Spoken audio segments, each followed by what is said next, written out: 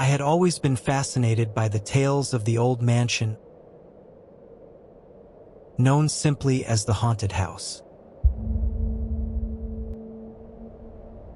Its reputation was infamous. No one dared to enter after sundown. Local legends spoke of eerie whispers, ghostly apparitions, and an oppressive feeling of dread that gripped anyone who ventured too close. The house, with its broken windows and sagging roof, loomed like a malevolent specter, casting long shadows that seemed to stretch out to ensnare the unwary. It was said that the very air around it felt different, thicker, and charged with an unseen energy that made the hairs on the back of your neck stand on end. The house's sinister history only fueled my curiosity. Built in the early 1800s, it was once the grand estate of the wealthy Carrington family. They were known for their extravagant parties and lavish lifestyle, but their fortunes took a dark turn. The eldest Carrington daughter, Emily, was found dead under mysterious circumstances. Some said she was murdered, others whispered of a tragic accident, but no one knew for sure.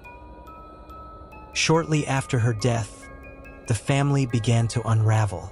There were rumors of madness, strange illnesses, and unexplained disappearances. Eventually, the remaining Carringtons abandoned the mansion, leaving it to decay and fall into ruin.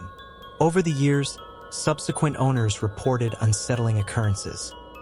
Footsteps echoing in empty hallways, doors slamming shut on their own, and chilling laughter that seemed to come from nowhere. Each new inhabitant left quicker than the last, until the house stood empty, its darkened windows like hollow eyes staring out at the world. Determined to uncover the truth, I decided to spend a night inside the haunted house. Armed with a camera and a flashlight, I approached the front door. The moment I stepped inside, an overwhelming sense of unease washed over me. The air was stale and cold, and the floorboards creaked under my weight. As I moved through the house, in the living room, I found an old, dusty portrait of the Carrington family.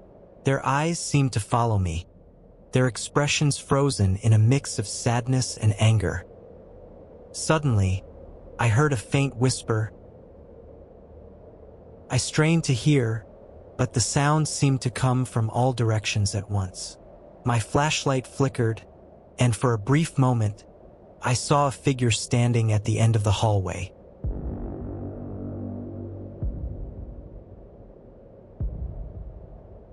It was a young woman in a white dress, her face pale and gaunt. She looked at me with eyes that seemed to bore into my soul. In a blink, she was gone. I tried to rationalize what I had seen, but fear had already taken hold. I made my way to the second floor, where the bedrooms were located. Each step felt heavier than the last, and the temperature seemed to drop with every footfall. I entered what appeared to be Emily's room. Judging by the decaying furniture and remnants of her belongings, the room was eerily untouched, as if waiting for her return. Suddenly, the door slammed shut behind me, and I was plunged into darkness. I fumbled for my flashlight, and when I finally turned it on, I saw Emily standing in the corner, her eyes wide with terror. She reached out towards me, her mouth moving as if to speak, but no sound came out. The room filled with a chilling, oppressive energy, and I felt an overwhelming urge to flee. As I stumbled out of the room and down the stairs, I could hear voices all around me. Whispers, cries, and eerie laughter that seemed to echo through the walls. The house seemed alive, its very walls pulsating with malevolent energy. I burst through the front door and into the night, gasping for breath. I looked back at the house, its dark silhouette looming ominously against the night sky. I had survived my encounter, but the experience left me shaken to my core. To this day, I can't explain what I saw or felt in that house. I've spoken to others who have dared to enter, and their stories are eerily similar. Sightings of Emily, unexplained noises, and a pervasive sense of dread. The haunted house remains a mystery, its secrets buried in its dark history. But one thing is certain. It is a place of true horror, where the past refuses to rest and the spirits of the damned linger, waiting for their next victim.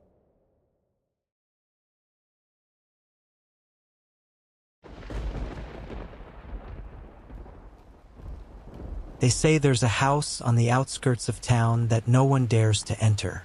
It's a dilapidated old mansion, shrouded in darkness and mystery, standing ominously at the end of a long, winding road. Locals call it the Devil's Den, the fear evident in their eyes. Stories of strange lights flickering in the windows, ghostly apparitions, and eerie sounds echoing through the night have earned it a sinister reputation. I've always been skeptical of such tales, but the curiosity gnawed at me until I decided to see it for myself. The house has stood there for over a century, a relic of a bygone era. It was built by the wealthy McAllister family in the late 1800s, a grand symbol of their fortune. But that fortune came at a price. Tragedy struck when the youngest McAllister daughter, Lillian, mysteriously disappeared. Despite a frantic search, she was never found, and whispers of foul play began to circulate. The family was devastated, and rumors spread of a curse upon the house.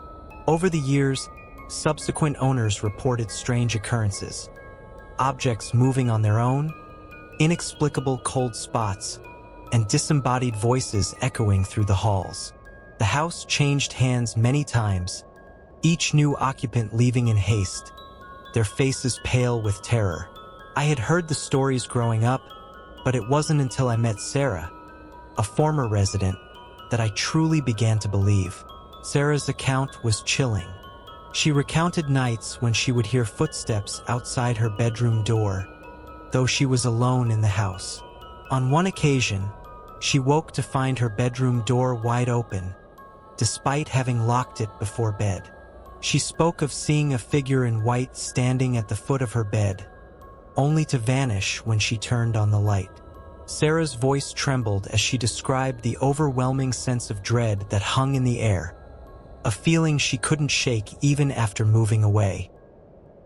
Determined to uncover the truth, I decided to spend a night in the haunted house. Armed with a flashlight and a sense of trepidation, I entered the house just as the sun dipped below the horizon.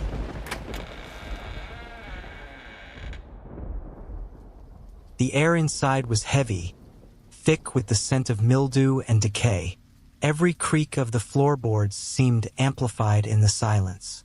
As I explored the darkened rooms, I couldn't shake the feeling of being watched. In the grand parlor, I felt an icy chill brush past me, and the hairs on my neck stood on end. Suddenly, I heard a faint, sorrowful melody coming from upstairs. Sounded like an old music box. I followed the sound to a small bedroom. There, on the dusty dresser, was a tarnished music box playing on its own. As I reached out to touch it, the music stopped abruptly, and a cold wind swept through the room, slamming the door shut behind me. Trapped, I could hear the faint whisper of a child's voice, calling for help. Desperation clawed at my chest as I struggled to open the door. When I finally escaped, I ran from the house, not stopping until I was safely back in my car. The experience left me shaken to my core. The haunted house, with its dark history and unsettling occurrences, was more than just a legend. It was a place where the past lingered, and the restless spirits of those who suffered within its walls refused to be forgotten. The Devil's Den remains a place of fear and fascination, its secrets guarded by the shadows that dwell there.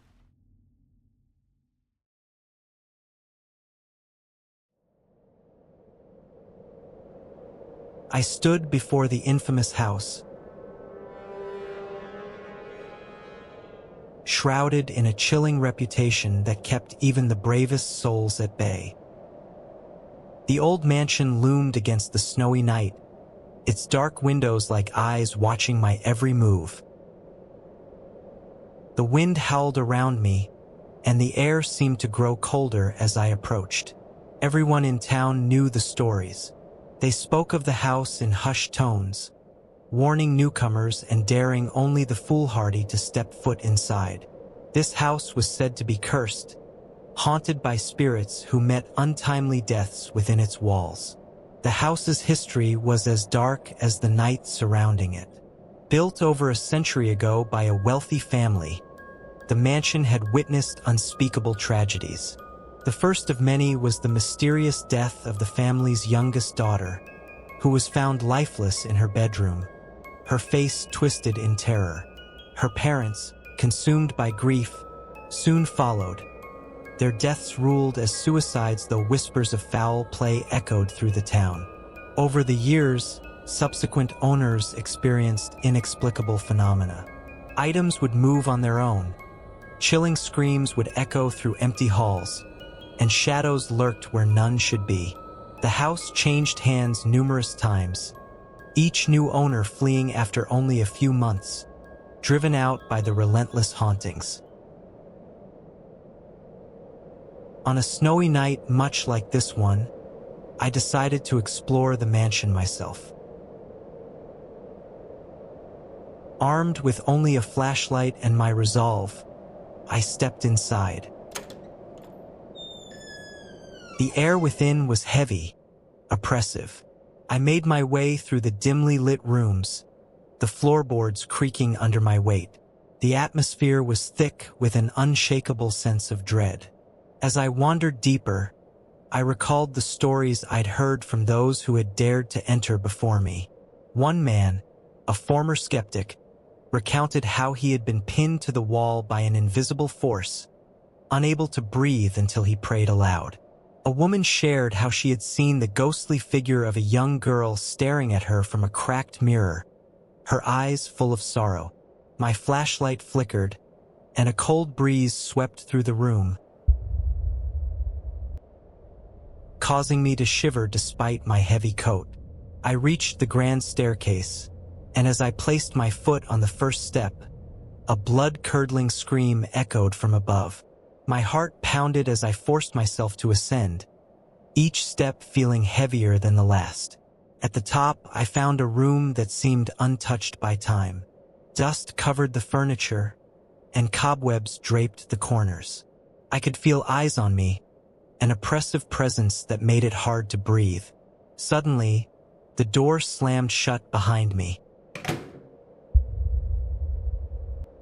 Panic surged through me as I tried to open it, but it wouldn't budge. My flashlight flickered out, plunging me into darkness. I could hear faint whispers, growing louder and more frantic. I pressed myself against the wall, trying to steady my breathing. The temperature dropped, and I could see my breath in the air. Then, out of the corner of my eye, I saw her. The ghostly figure of the young girl, her face pale and eyes wide with fear. She reached out to me, her voice a soft plea for help. Terrified, I stumbled backward, my flashlight clattering to the floor and flickering back to life. The room was empty once more, but the sense of being watched remained. Gathering my courage, I bolted from the room and down the stairs, not stopping until I burst through the front door and into the snowy night. I didn't look back until I was safely in my car, the house standing silently behind me.